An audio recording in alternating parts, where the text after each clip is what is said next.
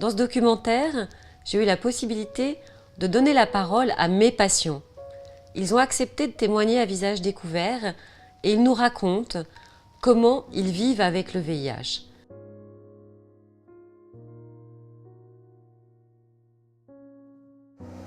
On fait un peu partie de la préhistoire de cette histoire, donc d'entendre notre expérience, nous qui avons vécu vraiment les débuts.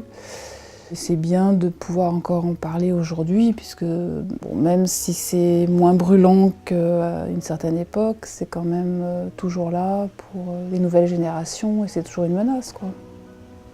Mon premier test de dépistage, je l'ai fait en 93, très tard. Trop tard.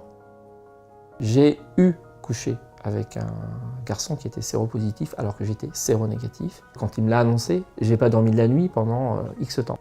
C'est comme si j'avais couché avec le diable ou la mort. Le carnet d'adresses se vidait, on rayait les noms, on enlevait les pages.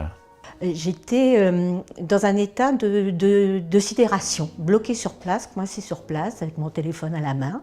J'ai attendu le retour de mon mari à cette époque-là. Tout de suite, il m'a dit bah, « écoute, on ne connaît pas bien encore les modes de contamination, donc le mieux, c'est qu'on ne se touche plus. » On oublie qu'à l'époque, le sida, c'était vraiment la peste. À partir de l'introduction de la trithérapie, oui, ça a été vraiment le retour à la vie, vraiment. Dans les moments difficiles, ils ont eu souvent recours à un objet, quelque chose qui les a accompagnés. Et lorsqu'ils parlent de ces objets, la parole autour du VIH se fait émouvante, rigoureuse, porteuse d'espoir. Il y a juste une image qui, depuis toujours, depuis que pour moi j'ai attrapé le virus, a été accroché à côté de mon lit. C'est l'œuvre d'un artiste suisse qui s'appelle Markus Retz et qui représente ce que j'appelle le rêveur, un rêveur. Parfois je me dis, je n'avais qu'à la regarder pour dire, allez, tout n'est que rêve. Allez, calme-toi, dors, demain. Tomorrow is another day.